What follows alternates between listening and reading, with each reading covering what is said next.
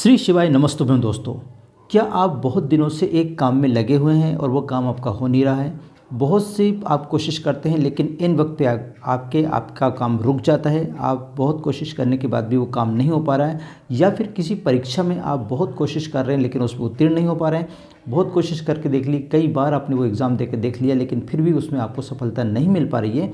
तो आपको एक छोटा सा उपाय करना चाहिए जो कि शिव पुराण में लिखा है और पंडित प्रदीप मिश्रा ने अपनी पुराण में कहा है। उसी उपाय को मैं आपको यहाँ पे बताने जा रहा हूँ। आप ध्यान से सुनिए और बहुत ही आसान सा उपाय है, बहुत इजीली आप उसको कर सकते हैं।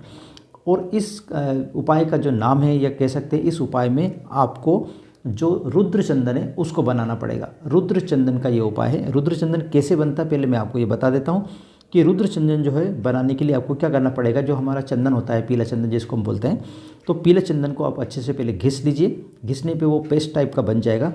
उसको आप 3 मुखी रुद्राक्ष जो होता है उसके ऊपर अच्छी तरीके से लपेट दीजिए और थोड़ा मोटा मोटा लपेटिए। बिल्कुल भी उसमें से रुद्राक्ष नहीं दिखना चाहिए। यानी जब हम उस चंदन को पूरी तरह से लपेट देंगे और फिर उसको थोड़ा सा गोल गोल बना देंगे तो क्या होगा कि आपको एक पत्थर की टाइप, यानी कि एक पूरा एक लगेगा, वहाँ पे बिल्कुल भी रुद्राक्ष उसमें से दिखेगा नहीं। एक बिल्कुल गोली जैसी लगेगी, रुद्राक्ष उसमें से नहीं दिखेगा क्योंकि आप मोटा मोटा उस पर लपेटना है। ठीक है।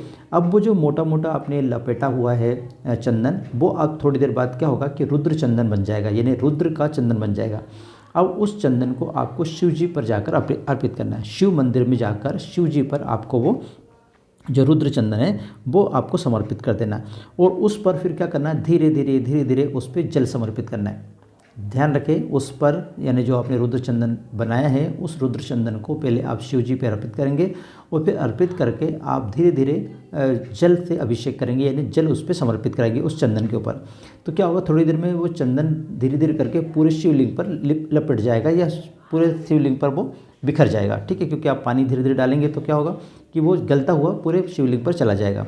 तो इस प्रकार से अगर आप अभिषेक करते हैं, रुद्र चंदन का अभिषेक करते हैं, तो क्या होता है कि इससे आपके जो रुके हुए काम हैं वो बनते हैं। साथ ही अगर आप कोई परीक्षा में सफल नहीं हो पा रहे, बहुत बार आपने कोशिश करके देख ली फिर भी सफल नहीं हो पा रहे, तो भी इस उपाय की सहायता से आप ज़रूर उसमें सफलता प्राप्त करेंगे।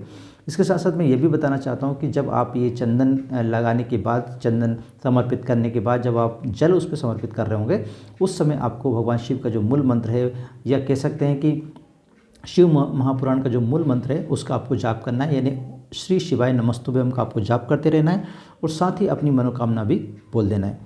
आशा करता हूँ कि आपको वीडियो अच्छा लगा होगा। अगर वीडियो अच्छा लगा तो प्लीज़ लाइक कीजिए, शेयर कीजिए और हमारे चैनल को सब्सक्राइब करना ना भूलें। आज के लिए बस इतना ही, मिलते हैं नए विषय के साथ। तब आप रहिए खुश और मुझे दीजिए आज्ञा। जय हिंद।